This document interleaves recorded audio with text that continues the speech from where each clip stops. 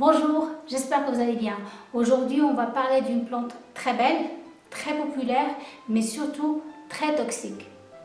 Le Dieffenbachia est une plante qui nous vient de l'Amérique du Sud, des forêts tropicales, et on peut aussi la croiser dans les Antilles.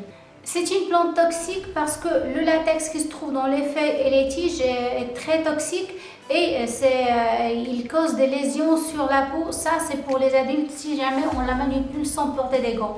Par contre, pour les enfants et les petits-enfants et les animaux de compagnie qui ont tendance à mâchouiller un peu toutes les feuilles, tout ce qui leur tombe sous les mains, ça peut causer d'énormes dégâts au niveau de la bouche et la langue.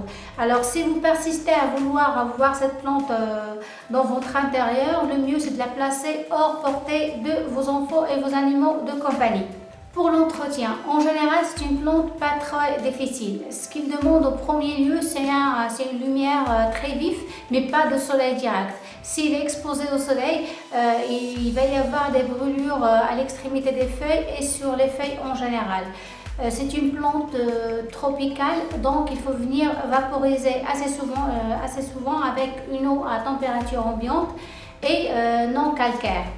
L'arrosage, il faut arroser fréquemment et laisser sécher le terreau entre deux arrosages. Les engrais, si vous optez pour les engrais chimiques, alors il faut les rajouter chaque 15 jours. Mais il faut absolument respecter le dosage prescrit sur l'emballage et il faut mettre les engrais à partir du mois de mars jusqu'à le mois de septembre.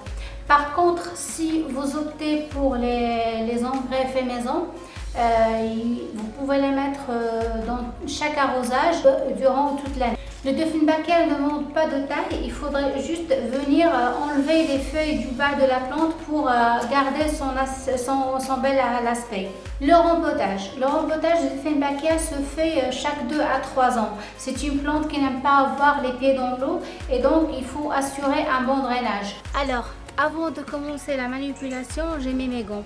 Ceci est un cadeau que j'avais reçu et j'ai 4 plantes. Alors j'ai bien sûr la Dieffenbachia que je dois séparer et en même temps j'ai profité pour rempoter les 3 autres plantes. Les 3 autres plantes qui sont la Chamadoria, la Bromélia rouge et le Kalanchoe.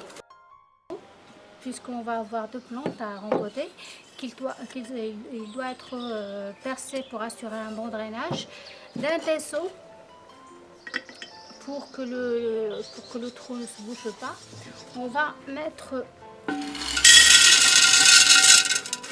nos galets pour assurer le bon drainage, notre géotextile.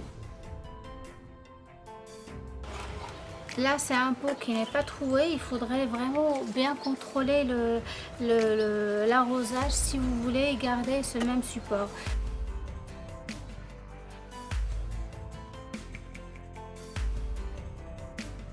Les racines ont l'air très bien.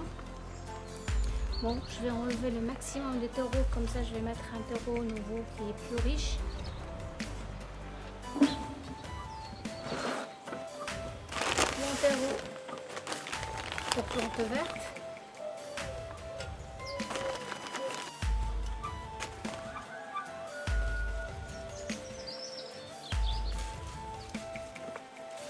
Je commence par nettoyer ma plante.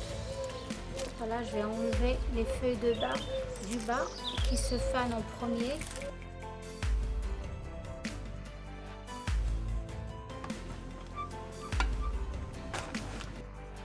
Alors, j'ai terminé mon rempotage. Je vais venir arroser copieusement. Voilà, c'est tout pour la Dieffenbachia. J'espère que vous avez aimé la vidéo. Si c'est le cas, n'hésitez pas à la liker, la partager et aussi à vous abonner à la chaîne. Merci et à très bientôt. Au revoir.